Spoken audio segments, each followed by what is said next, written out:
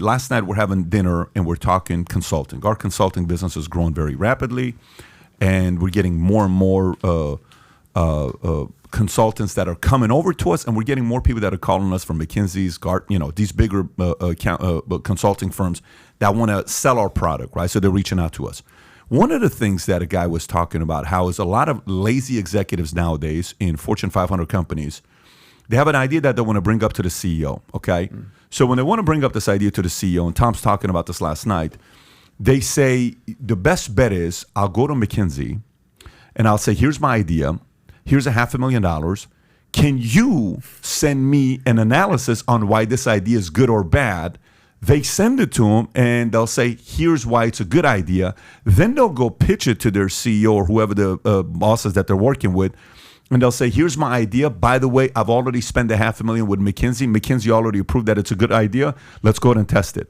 So that's their insurance policy to say, if it succeeds, awesome, I get the victory. But if it fails, look, at least I went and got my insurance policy from who?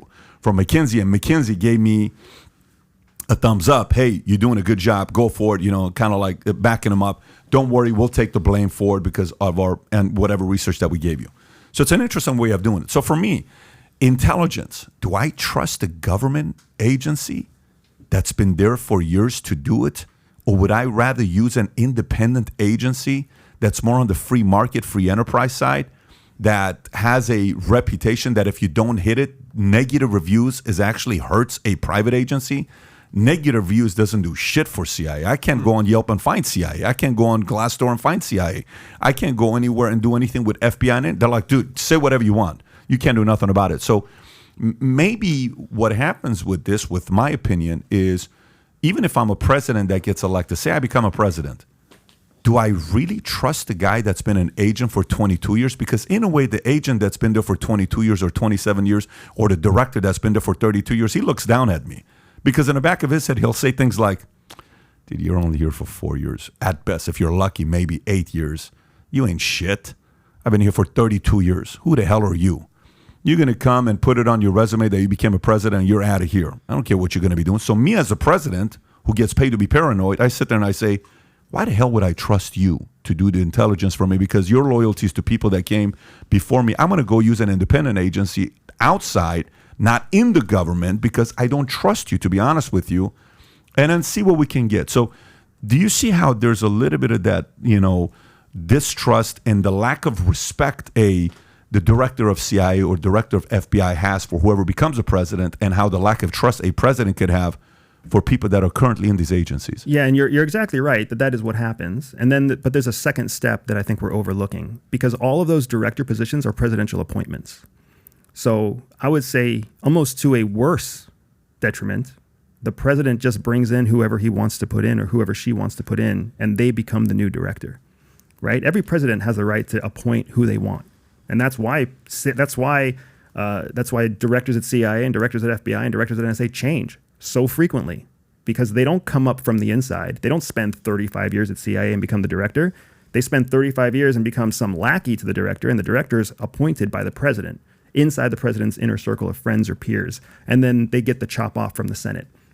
So even I would say it's almost worse than what you're saying, because the most professional person in that organization doesn't even have a chance at becoming the director. They have to make friends with whoever the incoming president is, or even worse, whoever the presidential party represents, and then they will become nominated for that role. And so that's the truth of how it works. And then to your second point, which I think is even more powerful, America is asking itself the question now, should we privatize intelligence?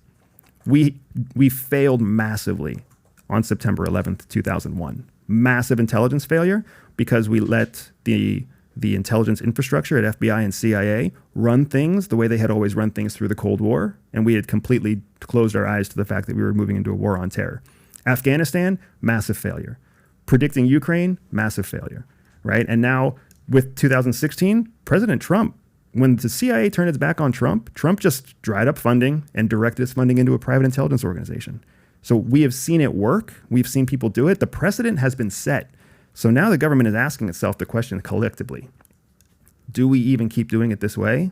How do we change? How do we evolve? How do we evolve closer to the speed of business and less to the speed of government? It's not going to happen, though. It's not going to happen. That's why you see private intelligence on the rise right now. Most of the people that sit inside CIA headquarters aren't government employees. They're contractors that belong to Booz Allen Hamilton, Raytheon, Leidos. I'm more comfortable with that. But that's the transition. Yeah, I'm more comfortable with that, and I'm glad I hope it goes that direction. So if you like this clip and you want to watch another one, click right here. And if you want to watch the entire podcast, click right here.